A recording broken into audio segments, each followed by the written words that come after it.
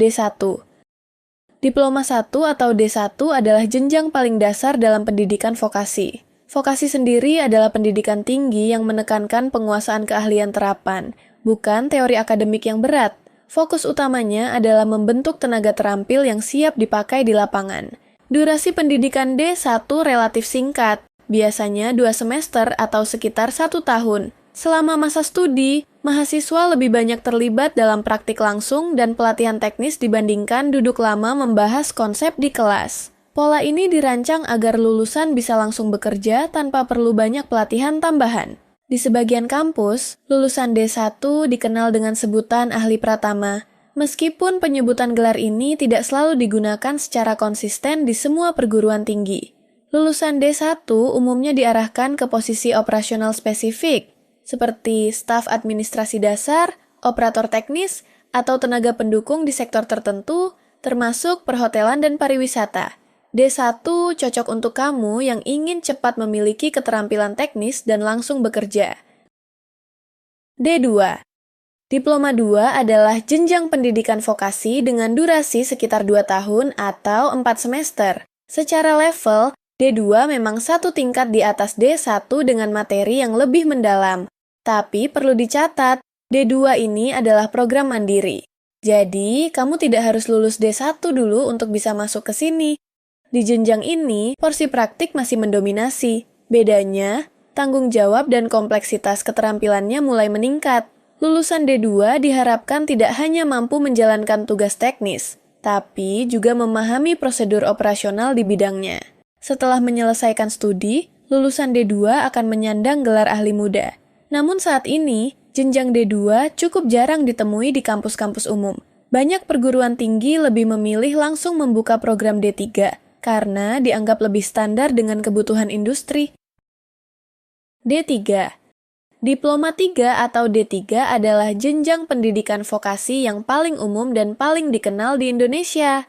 Durasi pendidikannya sekitar 3 tahun atau 6 semester. Fokus utama D3 adalah praktik kerja, bukan teori akademik yang terlalu dalam. Karena itu, lulusan D3 memang dipersiapkan untuk langsung masuk ke dunia kerja.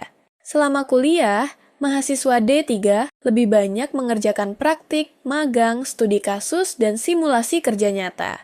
Pola ini membuat mereka terbiasa dengan ritme dan tuntutan industri sejak masih kuliah. Setelah lulus, mereka menyandang gelar ahli madya. Di dunia kerja, lulusan D3 sering diposisikan sebagai tenaga terampil, orang yang bukan sekadar paham teori, tapi benar-benar bisa mengerjakan tugas teknis di lapangan. Karena itulah, D3 masih sangat relevan dan banyak dicari. Dengan bekal praktik yang kuat, lulusan D3 umumnya langsung bekerja. Namun, bisa juga melanjutkan studi ke D4 untuk meningkatkan level kompetensi dan jenjang karir. D4. D4 atau sarjana terapan sering jadi jenjang yang paling bikin bingung. Banyak orang mengira D4 itu D3 yang dipanjangin, padahal secara level pendidikan nasional, D4 setara dengan S1. Bedanya bukan di tingkatan, tapi di jalur pendidikannya. Kalau S1 berada di jalur akademik, D4 berada di jalur vokasi lanjutan. Artinya, porsi praktik di D4 tetap besar, bahkan lebih dominan dibanding teori.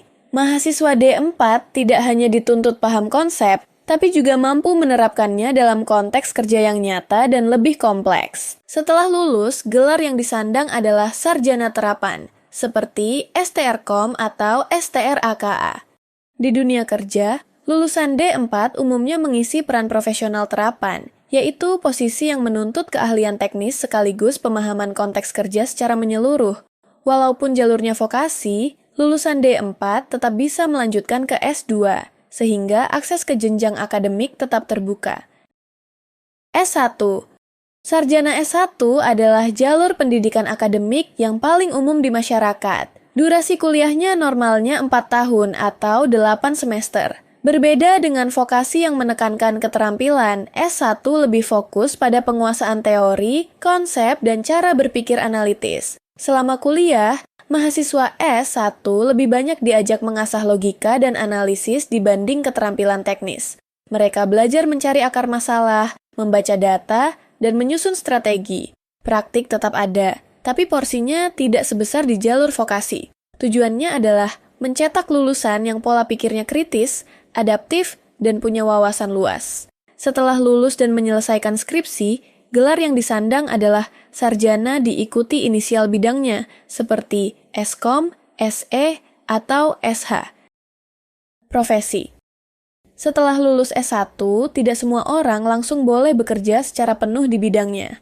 Untuk beberapa profesi tertentu, ada satu tahap tambahan yang wajib dilalui, yaitu pendidikan profesi. Durasi pendidikannya bervariasi tergantung bidang.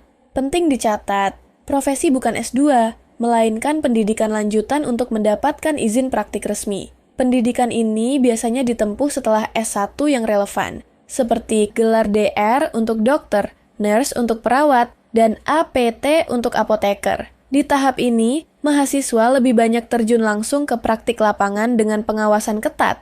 Tujuan utamanya adalah memastikan lulusan layak dan aman menjalankan pekerjaannya di masyarakat. S2. Magister S2 adalah jenjang pendidikan lanjutan bagi lulusan S1 maupun D4 yang ingin memperdalam keahlian. Kalau S1 membangun fondasi berpikir, S2 bertujuan untuk mempertajam ke arah yang lebih spesifik, strategis, dan profesional. Durasi kuliahnya umumnya sekitar 2 tahun atau 4 semester. Di jenjang ini, mahasiswa dituntut lebih mandiri. Diskusi, riset mendalam, studi kasus, dan analisis masalah nyata menjadi bagian utama pembelajaran. Banyak program S2 juga menekankan kemampuan manajerial dan pengambilan keputusan, sehingga mahasiswanya seringkali bukan hanya lulusan baru, tapi juga profesional yang sudah bekerja. Secara umum, program S2 terbagi menjadi 2 pendekatan. Ada program berbasis coursework yang lebih banyak diisi perkuliahan dan tugas terstruktur, dan ada program berbasis riset yang lebih menekankan penelitian dan penulisan tesis. Pola ini bisa berbeda-beda tergantung kebijakan universitas dan program studinya. Setelah lulus dan menyelesaikan tesis, gelar yang diperoleh adalah magister, seperti MCom, MM, atau MSI. Di dunia kerja, ijazah S2 bukan jaminan jabatan, tapi sering menjadi nilai tambah untuk peran yang menuntut keahlian lebih tinggi, seperti analis senior, konsultan, manajer, atau dosen. S3. Doktor adalah puncak tertinggi dalam sistem pendidikan akademik. Berbeda dengan S2 yang fokus pada pendalaman ilmu yang sudah ada, S3 punya tugas yang jauh lebih berat, yaitu menciptakan pengetahuan baru melalui riset orisinal. Durasi studinya minimal 3 tahun, namun dalam praktiknya sering memakan waktu 5 hingga 7 tahun. Di jenjang ini, perkuliahan bukan lagi pusat pembelajaran. Fokus utamanya adalah penelitian mandiri yang sangat mendalam, dilakukan secara konsisten dalam jangka waktu panjang. Mahasiswa S3 dituntut mampu menemukan celah ilmu yang belum pernah dijawab sebelumnya, mengembangkan riset bertahun-tahun, lalu mempertahankannya melalui disertasi.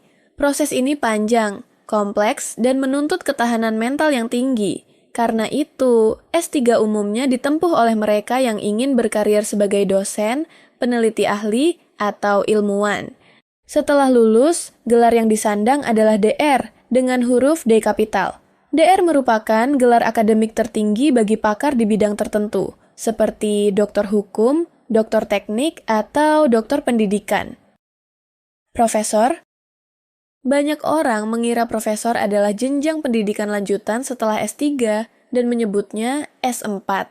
Anggapan ini keliru. Profesor itu bukan gelar akademik yang diperoleh lewat bangku kuliah, melainkan jabatan fungsional tertinggi bagi seorang dosen. Artinya, profesor berkaitan dengan karier dan pengakuan akademik, bukan ijazah pendidikan. Syarat menjadi profesor pun sangat berat. Seorang dosen wajib sudah bergelar doktor, namun itu saja belum cukup. Untuk mencapai jabatan profesor, ia harus konsisten melakukan penelitian, menulis buku, serta menghasilkan karya ilmiah yang diakui, termasuk publikasi di jurnal internasional. Proses penetapannya pun panjang dan berlapis. Kinerja akademik dinilai lewat penilaian internal dan eksternal mencakup 3 hal utama: penelitian, pengajaran, dan pengabdian kepada masyarakat. Setelah itu, status profesor ditetapkan secara resmi melalui surat keputusan pemerintah. Seluruh proses ini bisa memakan waktu belasan bahkan puluhan tahun. Itulah sebabnya jumlah profesor di Indonesia masih sangat sedikit.